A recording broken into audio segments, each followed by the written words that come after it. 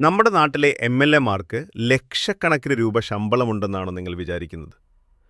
സമൂഹമാധ്യമങ്ങളിലടക്കം പ്രചരിക്കുന്ന പല വാർത്തകളും എത്രത്തോളം സത്യമാണ്?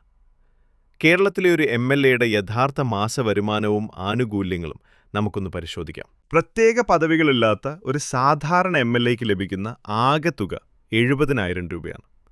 ഇതിൽ ശമ്പളം എന്ന് വിളിക്കാവുന്നത് വെറും 2,000 രൂപ മാത്രമാണ്. ബാക്കിയുള്ളതെല്ലാം വിവിധ ചെലവുകൾക്കുള്ള അലവൻസുകളാണ്.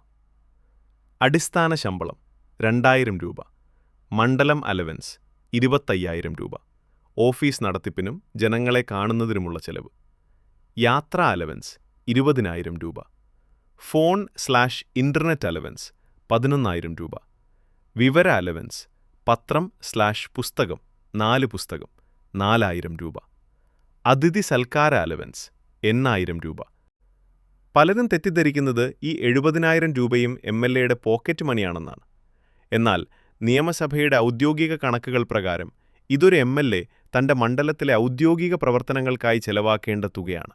ഇന്ത്യയിലെ മറ്റു പല സംസ്ഥാനങ്ങളിലെയും എം.എൽ.എമാരുമായി താരതമ്യം ചെയ്യുമ്പോൾ കേരളത്തിലെ ജനപ്രതിനിധികളുടെ ശമ്പളം വളരെ കുറവാണ് എന്നത് ഒരു യാഥാർത്ഥ്യമാണ്. ഈ വിവരങ്ങൾ ഉപകാരപ്പെട്ടുവെങ്കിൽ സുഹൃത്തുക്കൾക്കും ഷെയർ ചെയ്യും.